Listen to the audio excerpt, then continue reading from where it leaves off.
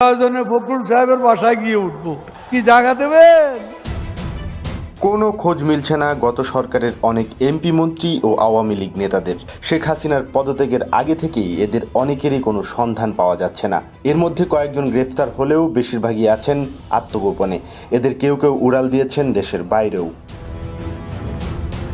শুধু মন্ত্রী এমপি আর নেতারাই নন, গা ঢাকা দিয়ে আছেন আওয়ামী সরকারের আনুকূল্য পাওয়া অনেক সরকারি কর্মকর্তাও। মূলত গ্রেফতার এড়াতে এবং বিক্ষোভকারীদের দ্বারা প্রাণনাশের আতঙ্ক থেকেই তারা গা ঢাকা দিয়ে আছেন বলে ধারণা করা হচ্ছে। তবে এসব মন্ত্রী এমপি ও নেতা কর্মকর্তারা কোথায় গা ঢাকা দিয়ে আছেন তা নিয়ে জনমনে বেশ কৌতূহল জেগেছে।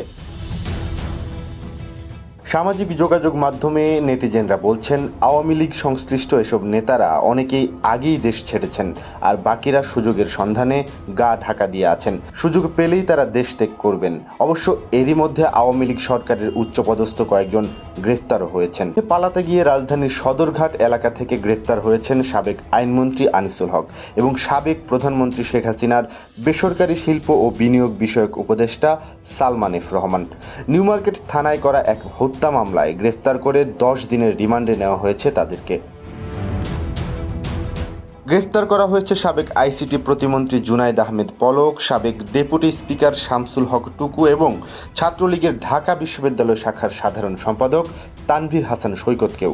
তাদের প্রত্যেককে 10 দিনের রিমান্ড মঞ্জুর করেছেন আদালত। এর আগে বিমানবন্দর থেকে সাবেক প্রতিমন্ত্রী পলক এবং ছাত্রলীগের সৈকতকে আটক করা হয়েছিল।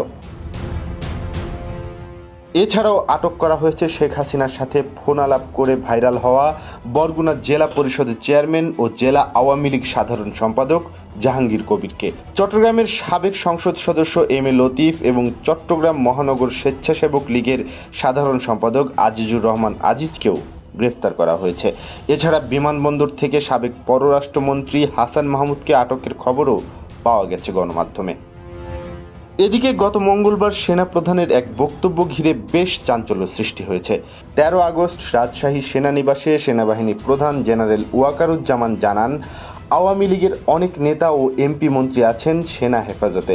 কারা কারা সেখানে আছেন তা জানাননি অবশ্য সেনাপ্রধান। এই বিষয়ে এক প্রশ্নের জবাবে সেনাপ্রধান বলেন, তাদের জীবনের হুমকি আছে, তাই আমরা তাদের আশ্রয় দিয়েছি।